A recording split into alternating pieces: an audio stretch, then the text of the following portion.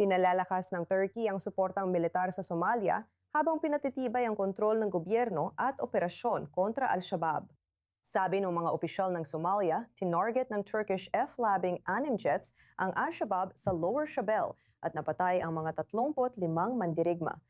Nag-uulat si Bianca Zanini tungkol sa kahalagahan ng koordinasyong militar at epekto nito sa tunggalian ng kapangyarihan sa Horn of Africa.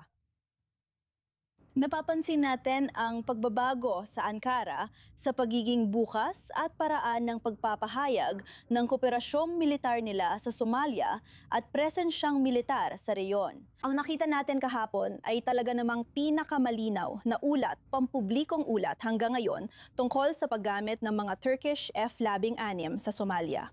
Gamit ang Turkish fighter jets, binumba ng sandatahang lakas ng Turkey at pambansang sandatahang lakas ng Somalia ang pasilidad, imbakan ng armas at taguan ng Al-Shabaab at opisyal na 35 terorista ang napatay. Pero hindi lang talaga ito tungkol sa Al-Shabaab, kundi mas tungkol ito sa lumalawak na impluwensya ng Turkey sa Somalia at sa buong reyon doon. Ang Somalia ang tahanan ng pinakamalaking base militar sa ibayong dagat ng Turkey at sa nakalipas na 2 taon, malaki ang itinaas ng presensya ng Ankara sa ekonomiya at militar doon. Pati ang pagtatayo ng spaceport para sa mabilis na umuunlad na missile program. At lampas pa sa Somalia, talagang hinabi ng Turkey ang ugnayan ng seguridad, diplomatiko at ekonomiya sa buong Sahel. At ngayon, ang pagpapadala ng mga F-16 sa Somalia ay direktang konektado sa tumitinding dituwirang tunggalian sa pagitan ng Turkey at Israel tungkol sa mga estratehikong choke points sa rehiyon.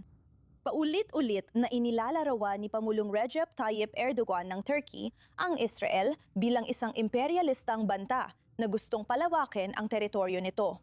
At ang pagpapalipad ng mga F-16 mula sa Mogadishu ay nagpapadala ng mensahe na kayang-kaya at handang kumilos ng Ankara kahit libu-libong kilometro ang layo mula sa kanilang sariling teritoryo kung kinakailangan.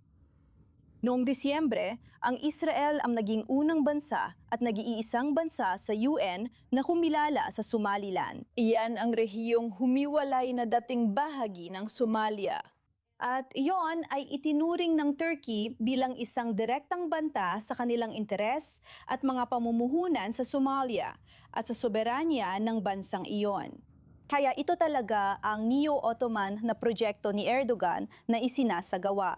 Yan ang nakikita natin ngayon. At mayroong lalong lantad na pag-amin mula sa Ankara na ito talaga ang ginagawa ng Turkey. Nais nitong itatag ang sarili bilang isang military superpower sa gitnang silangan, hilagang Aprika, at sa ilan sa pinakamahalaga at kritikal na rutang pangkalakalan sa mundo. Kaya ang kwento tungkol sa mga F-16 sa Somalia ay mas malalim pa kaysa sa inaakala.